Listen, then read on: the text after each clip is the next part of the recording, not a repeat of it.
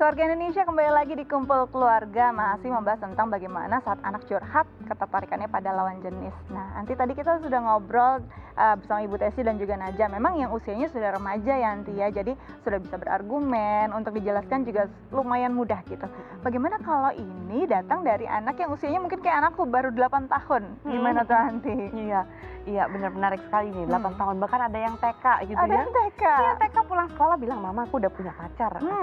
Si Andi itu pacar aku loh," gitu kan. Kita langsung jadi orang tua kaget banget gitu ya, maksudnya, "Hah, sekecil ini?" gitu. Itu lagi, tadi kita harus berangkat dari perspektif si anak gitu. Balik lagi misalnya, berarti kita langsung harus change, kita punya pikiran bahwa oke, ini anak 4 tahun loh, atau ini anak 8 tahun loh gitu kan. Kalau ada di usia mereka berarti maksud dia pacar itu apa sih gitu kan ya. Nah, kita harus turunin dulu gitu. Atau kita bisa tanyakan bahwa, "Oh ya, kok bisa kamu bilangnya pacar, itu gimana, anaknya asik ya," dan sebagainya. Nanti dia kan jelasin kan, "Iya, tadi dia pinjemin aku pensil, jadi dia pacar aku." Ternyata maksud dia adalah orang yang baik sama dia itu pacar gitu kan.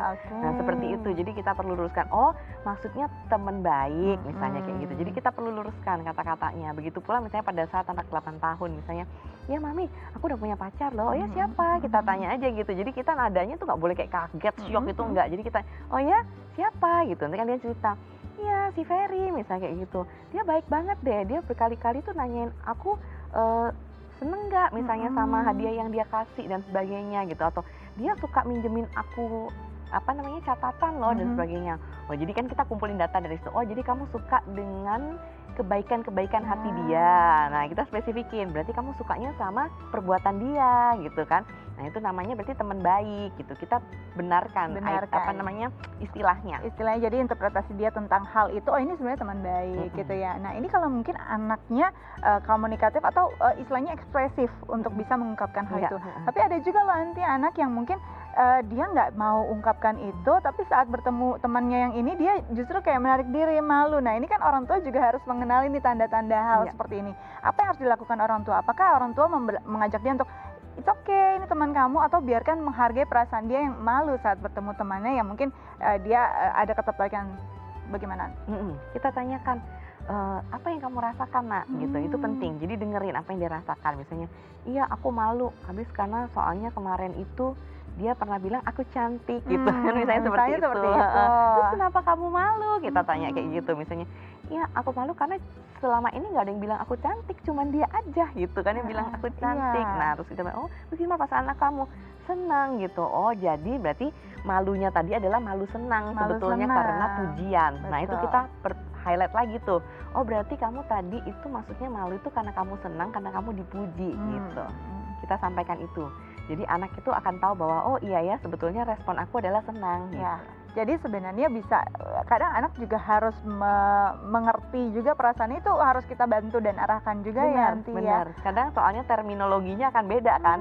Padahal maksud dia perasaannya bukan seperti itu, tapi dia terminologi beda. Begitu dikatakan kepada kita, kita akhirnya menerimanya dengan hal yang berbeda. Karena terminologi kita sama dia berbeda seperti itu. Nah, ini biasanya nih nanti kalau dalam misalnya anak kita punya putri, kalau mendengar curhatan anak tentang ketertarikan pada lawan jenis, si ibu pasti akan lebih mengerti.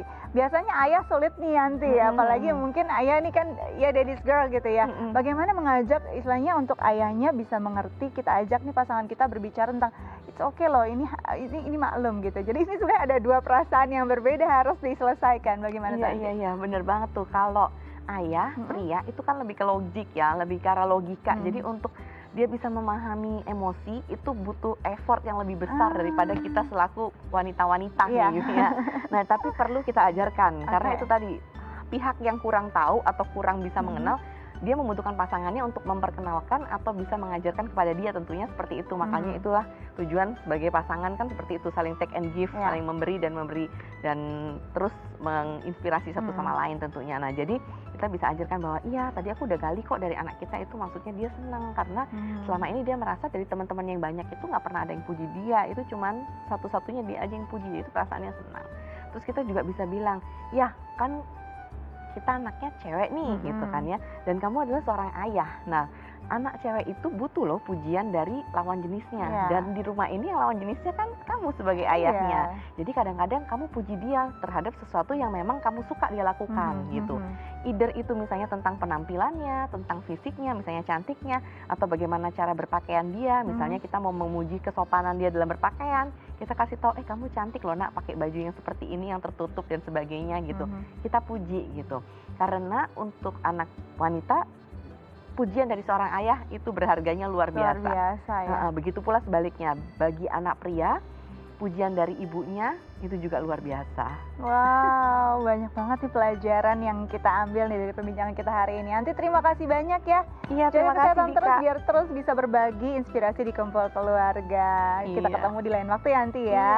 Nah, keluarga Indonesia, gimana? Perbincangan kita hari ini pastinya menarik untuk Anda ya. Semoga bisa jadi satu hal yang bermanfaat dan bisa juga diterapkan untuk putra-putri Anda di rumah.